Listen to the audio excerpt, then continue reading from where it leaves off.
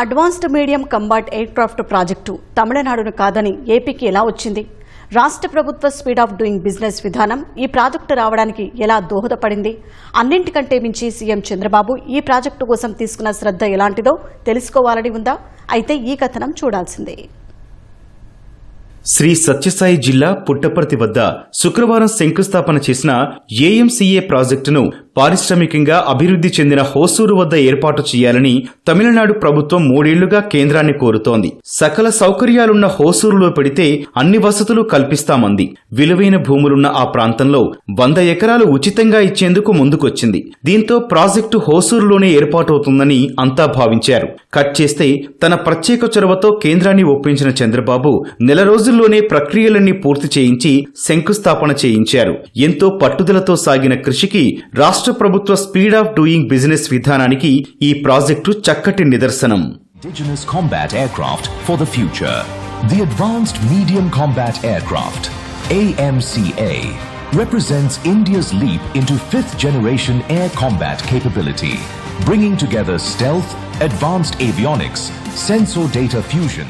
ముఖ్యమంత్రి చంద్రబాబు మాత్రం ఆ ప్రాజెక్టును ఏపీకి రప్పించాలని లక్ష్యంగా పెట్టుకుని పట్టువదలని విక్రమార్కుడిలా కృషి చేశారు. ప్రధాని మోదీ, రక్షణ మంత్రి రాజ్నాథ్ సింగ్లను కలిసి రాయలసీమలో ఏర్పాటు చేయాలని కోరారు. గట్టిగా ప్రయత్నం చేస్తూనే విషయం బయటకు పొక్కకుండా ప్రభుత్వం గోప్యత పాటించింది. రాష్ట్ర ప్రభుత్వం చూపుతున్న చొరవ, సీఎం వ్యక్తిగత శ్రద్ధ, వనరులు, వ్యూహాత్మక భౌగోళిక ప్రాధాన్యతలను దృష్టిలో ఉంచుకుని రక్షణ శాఖ పుట్టపర్తికే ఓటేసింది.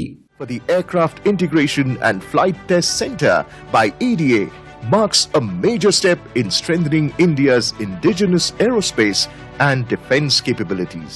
హోసూరు పారిశ్రామికంగా అభివృద్ధి చెందిన నగరపాలక సంస్థ.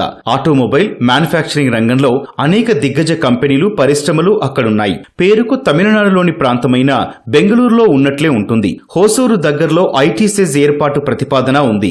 జాతీయ రహదారి, రైల్వే స్టేషన్ ఉంది. బెంగళూరులోని కెంపెగౌడ విమానాశ్రయం 75 కిలోమీటర్ల దూరంలోనే ఉన్న హోసూరులో మరొకటి నిర్మించాలని తమిళనాడు ప్రభుత్వం చూస్తోంది. తేలికపాటి యుద్ధ విమానాల డిజైన్, అభివృద్ధికి నోడల్ ఏజెన్సీగా ఉన్న ఏరోనాటికల్ డెవలప్మెంట్ ఏజెన్సీ హోసూరు నుంచి 40 కిలోమీటర్ల దూరంలో ఉంది.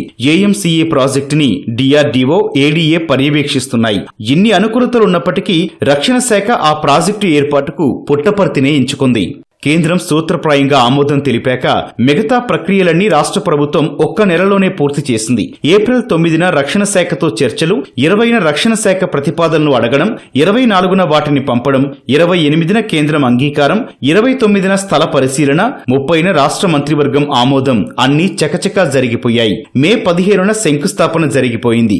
ఏఎంసీఏ ప్రాజెక్టు తమిళనాడును కాదని ఏపీకి రావడంపై ఆ రాష్ట్రంలో సామాజిక మాధ్యమాల్లో విస్తృతంగా చర్చ జరుగుతోంది.